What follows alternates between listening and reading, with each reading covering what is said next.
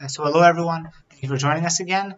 This week's Torah is going to be Le'ilui Nishmat Imim Moratei Naomi Bat Yosef, in memory of my mother, who passed away 9 years ago. Her Yortzeit is on Sunday night, Monday. So we're saying these words in her memory, these words of Torah.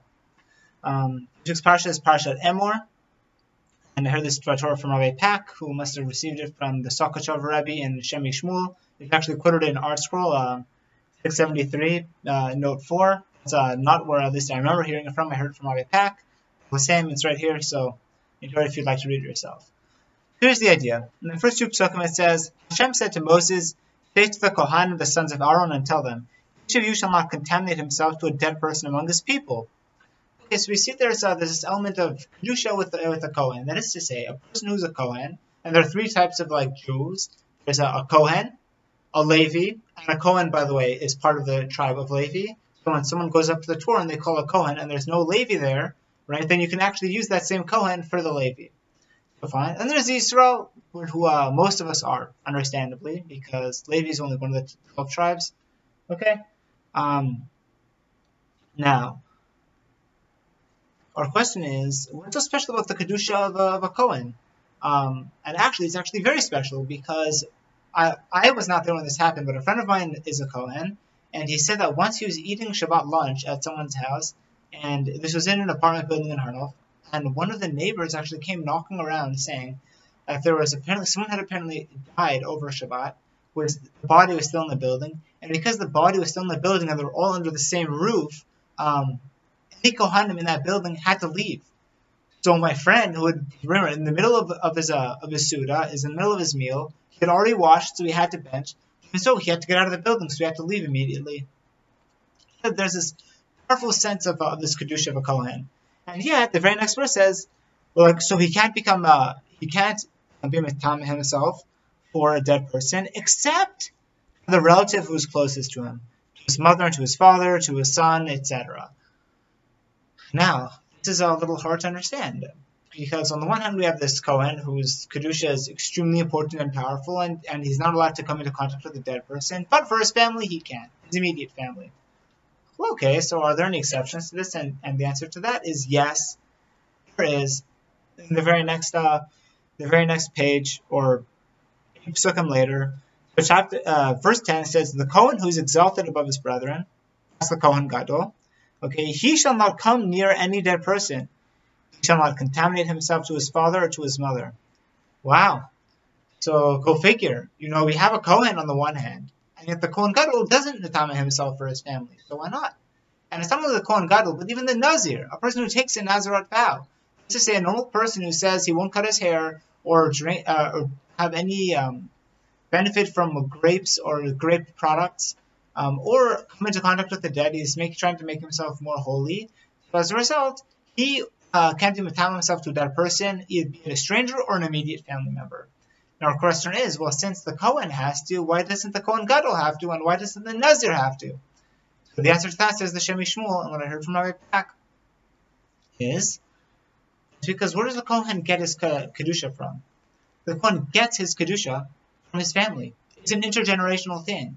He receives his Kedusha from his family, and therefore, when he sends it out, he might be asked to forfeit it for his family. That is to say, the source of his Kedusha is his family. So it's his family who, I guess, might come interrupt that Kedusha.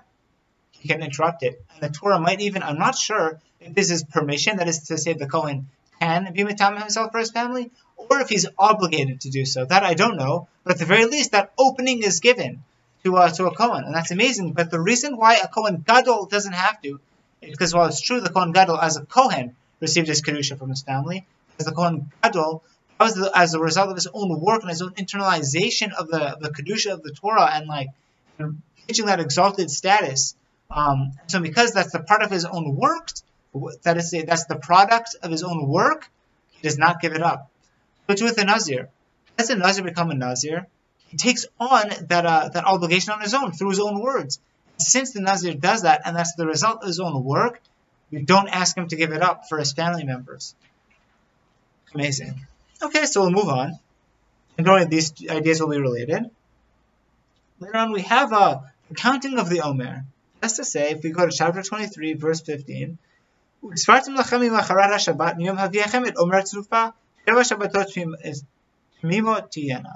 shall count for yourselves from the morrow of the rest day, from the day when you bring the Omer offering, the Omer of the waving, that's Pesach. 7 weeks they shall be complete. That's what we're counting now. Now we're counting up. There's a lot to say on the Omer. We're going to skip that until we get to Shavuot. Shavuot is Matan Torah. And what happened at Matan Torah was Jewish people said, Na'aseh v'nishma. Right? We will do and we will listen. This is to say we placed action in front of understanding. Now, we need to understand, like, what does that mean? Action before understanding. How could you commit to that? You don't even know what you're getting into. And this might help explain. It's a little bit tangential, but hopefully you'll see the connection.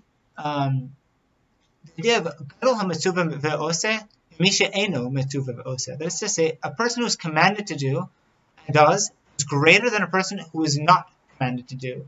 Now, let's just see what that looks like in practice. That means that if, say, John Smith died, and you have a friend, you're like, wow, like, we should go visit John Smith. Sorry, John Smith got injured and he's in the hospital.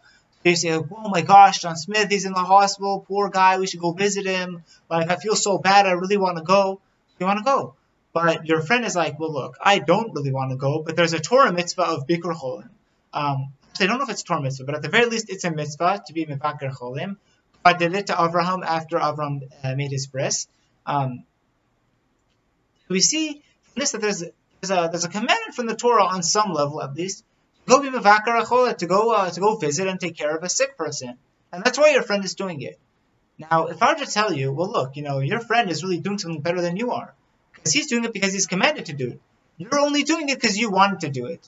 Now, that sounds exactly the opposite than how we would think. If someone were to ask a person, misvara, right, for a reason, what do you see is better? For someone to have this welling up of emotion to do a good thing and do it because he wants to do the good thing, or for someone only to do the good thing because he's commanded to? You'd obviously think that the person who is good because he wants to be good, that's a better person. The Torah disagrees. Now, to shed light on this concept, I want to share an analogy that I heard from my mother. So this idea is inherited to me from my mother, and really resonated with me. When I was 16 years old, my family, or at least parts of my family, were in France, and we went through the subway. In the subway, my mom saw a beggar, and I obviously noticed him too. My mom put some money in my hand and said, go give it to him. I did. Good thing. Raka. I understand that. Great. 5 minutes later, or less than 5 minutes even, I mean literally with just a few minutes, we saw another beggar. And again, my mom put money into my hand and said, go give it to him.